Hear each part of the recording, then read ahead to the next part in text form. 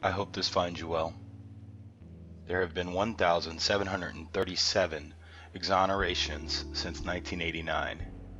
Here are 4 of those stories. The Fairbanks Four, as they've come to be known, is comprised of Eugene Vent, George Freese, Marvin Roberts, and Kevin Pease. They were charged and convicted of a number of crimes, but the most serious was the murder of John Hartman, then age 15. The Fairbanks Four were sentenced from 33 years all the way up to 60 years. Eugene Vent was sentenced to 38 years, George Freese 40 years, Marvin Roberts 60 years, and Kevin Pease got 33 years. All were exonerated in 2015. Well, sort of exonerated. So here's the story. On October 11th, 1997, John Hartman was brutally beaten and taken to a hospital. Hartman died the following day on October 12th from the injuries of that beating. A witness to the crime, Arlo Olson, identified the Fairbanks Four as the ones who beat and killed John Hartman. Olson would later recant this identification, but we'll get to that in a moment. Vent and Freese falsely confessed to the crime after police interrogations. Freese went to the hospital that Hartman was being seen at on October 11th with a foot injury, and one of the hospital staff reported this to police because Freese stated that he had kicked someone, and there was a boot imprint on Hartman's face. This would become important at trial. At the time of the crime, the boys ranged in age from 17 to 20. Vent was 17 and the youngest of the 4. Freese was 20. Roberts was 19, and Pease was also 19. The 4 were tried in 3 separate trials, with Freese being the first to be tried, followed by Eugene Vent, and Roberts and Pease trials were joined.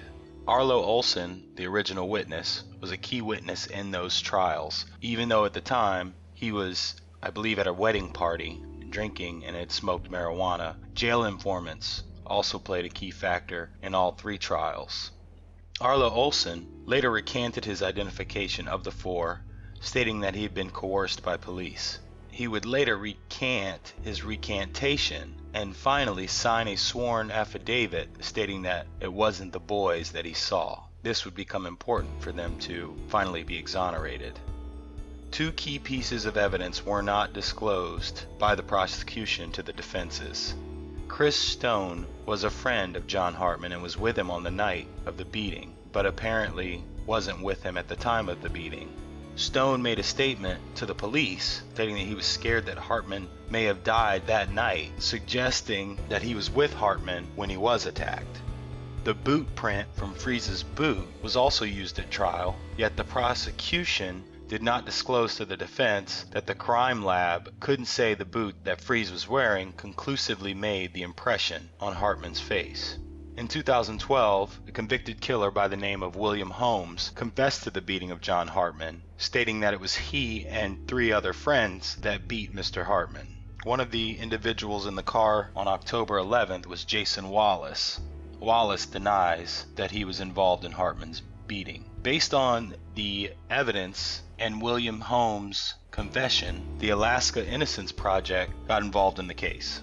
In 2013, the Alaska Innocence Project filed a motion for a new trial based on the statements from Holmes and the affidavit from Arlo Olson. The Fairbanks Four finally got a hearing in October and November of 2015 on the motion for a new trial, but before the judge could rule on the case, the prosecution and the 4 entered into an agreement on December 18, 2015. The agreement stated that the convictions would be vacated, but that the 4 could not seek compensation for the 18 years that they spent in prison. The agreement also required that all 4 had to sign the agreement, or no one of them could sign. Now, this is significant because one of the Fairbanks Four was already on parole from the summer of 2015, and if he didn't sign, then the other 3 would remain in prison. And basically, they were signing away their right to compensation in exchange for their freedom. To date, Alaska does not recognize the 4 as being exonerated. So has the real suspect been caught?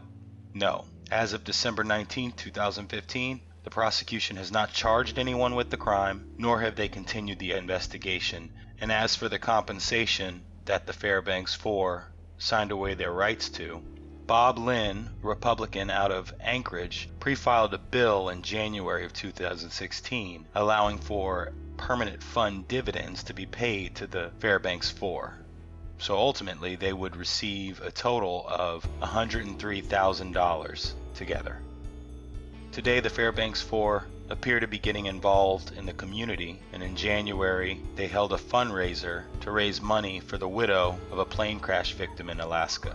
The Alaska Innocence Project is currently looking to raise funds to transport the Fairbanks Four from Alaska to Texas to the Innocence Network Conference in April.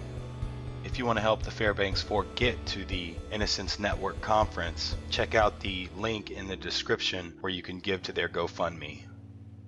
Thanks for watching.